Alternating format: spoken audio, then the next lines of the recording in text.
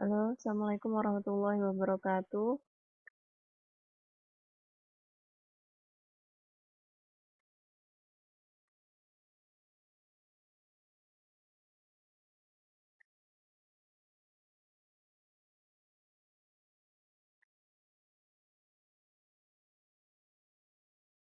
Pada kesempatan kali ini saya akan mereview apa yang telah saya pelajari tentang Neuro-Linguistic Programming.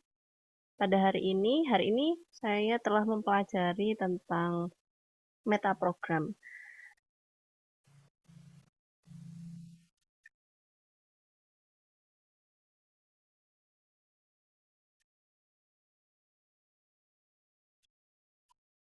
Jadi metaprogram adalah suatu filter dalam otak manusia untuk memproses suatu informasi yang berasal dari luar. Nah, informasi itu baik berupa visual, auditorial, ataupun kinestetik. Nah,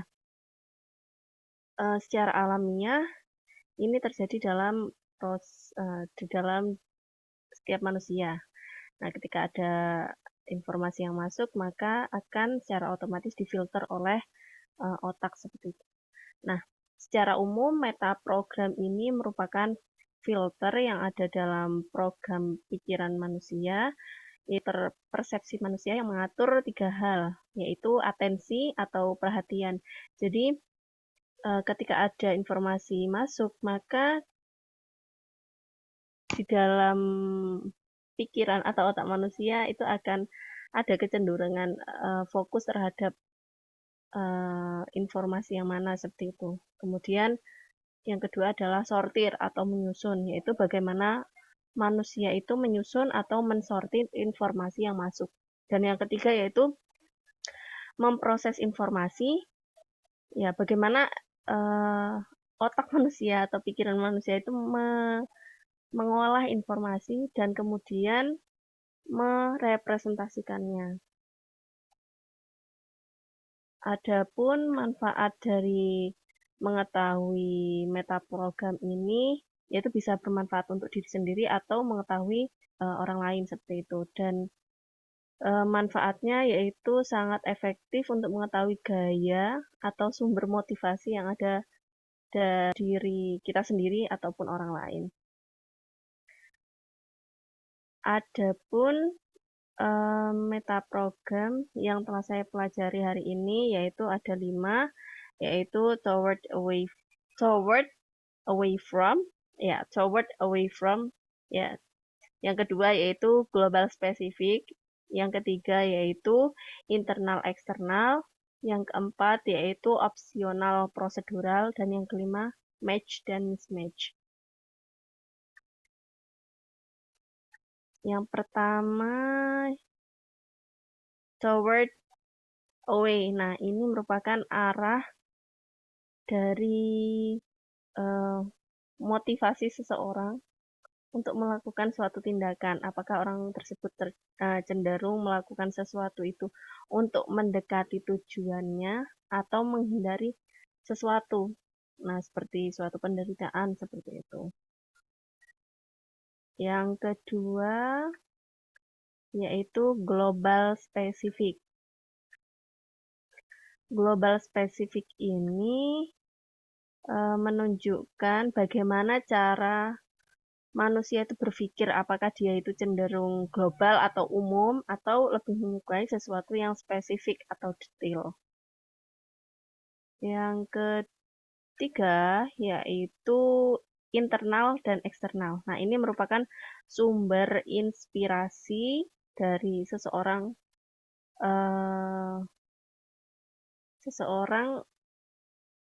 motivasi seseorang itu berasal dari mana seperti itu, sumbernya seperti itu. Nah, itu ada internal dan eksternal. Jika sumbernya itu, sumber motivasinya itu berasal dari dalam diri sendiri, nah itu merupakan tergolong ke dalam internal. Kalau dorongan atau motivasi itu berasal dari eksternal, dari luar, maka itu termasuk eksternal seperti itu. Yang keempat yaitu opsional atau prosedural. Nah, kali ini menjelaskan bagaimana orang itu melakukan sesuatu itu suka dengan sesuatu yang runtut atau sesuatu yang beda, yang bagaimana ya, yang tidak runtut atau dengan opsi-opsi atau cara-cara yang lain seperti itu. Cara-cara ya ingin menggunakan cara-cara yang berbeda seperti itu.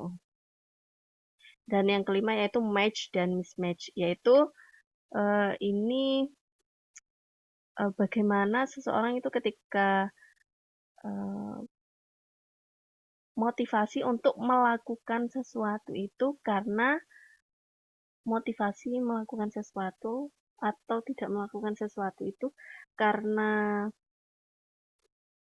ingin sama dengan orang lain atau berbeda dengan orang lain. Nah, dalam hal ini saya akan mencoba untuk mengaplikasikan apa yang sudah saya pelajari tentang 5 metaprogram tadi. Nah, saya memilih hobi ya, membaca gitu ya. Saya suka membaca seperti itu. Nah, saya akan menganalisis diri saya sendiri. Nah, dalam hal membaca. Nah, di sini motivasi saya untuk membaca itu karena berasal dari dalam diri saya sendiri. Berarti itu asal apa? Sumbernya itu adalah internal, ya. Internal karena berasal dari dalam diri saya sendiri karena ya saya punya curiosity atau rasa ingin tahu yang tinggi seperti itu akan sesuatu sehingga saya ingin mengetahuinya lebih dalam seperti itu.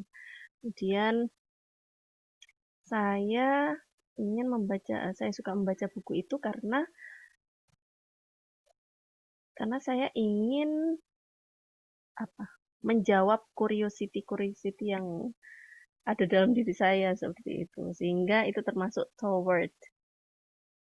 Kemudian tadi berarti sudah internal, terus kemudian toward, terus spesifik. Spesifik. Berarti saya itu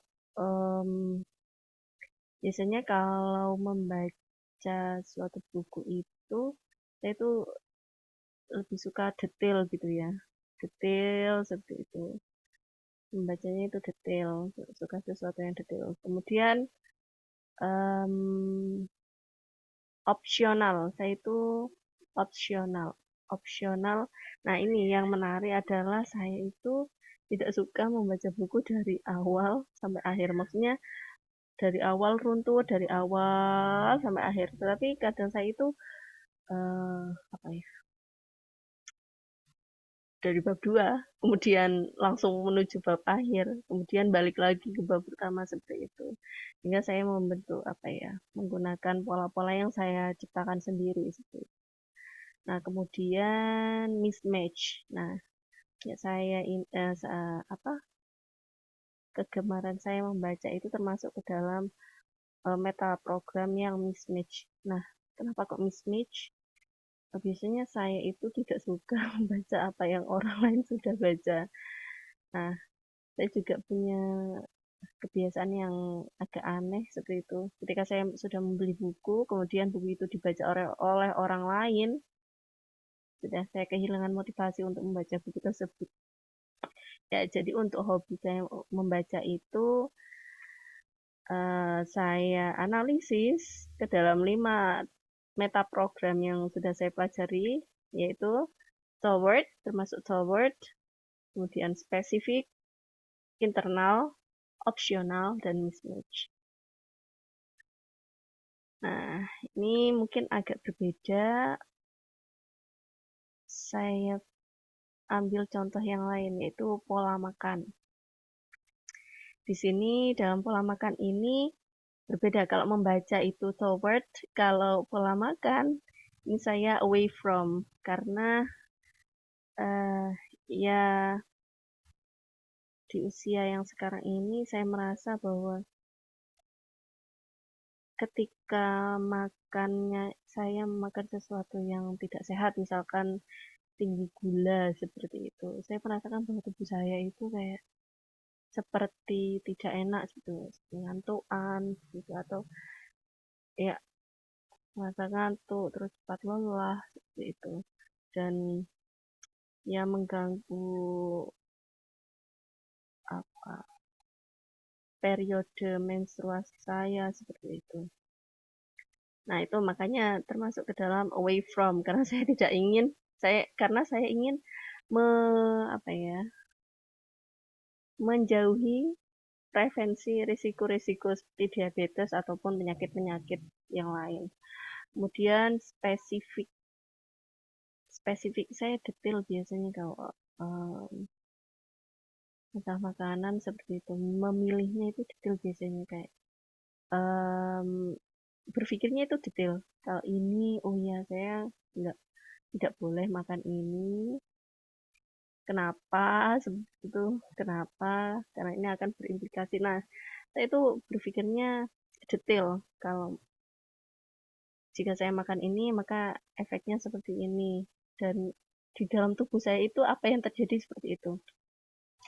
Kemudian internal, ya karena saya apa ya mengamati diri saya sendiri seperti itu bahwasannya kalau saya makannya itu sembarangan maka saya merasakan bahwa tubuh saya itu tidak enak gitu maka untuk menjaga pola makan itu dorongan itu motivasi itu adalah dari internal saya sendiri kemudian opsional kalau opsional itu misal untuk memilih makanan makanan yang saya makan seperti itu tidak tidak baku apa ya tidak saklek condong pada saat apa ya pakem pakem yang rigid segitu tapi saya kadang itu mencari sendiri informasi sendiri seperti itu seperti makanan apa yang cocok dan murah dan mudah didapat gitu dan sehat. Nah, kemudian yang terakhir match, ya termasuk match karena saya tidak dalam prosesnya itu saya tidak lepas dari melihat atau mencari informasi atau mencari figur yang bisa apa ya yang bisa saya jadikan sebagai acuan untuk hidup sehat gitu.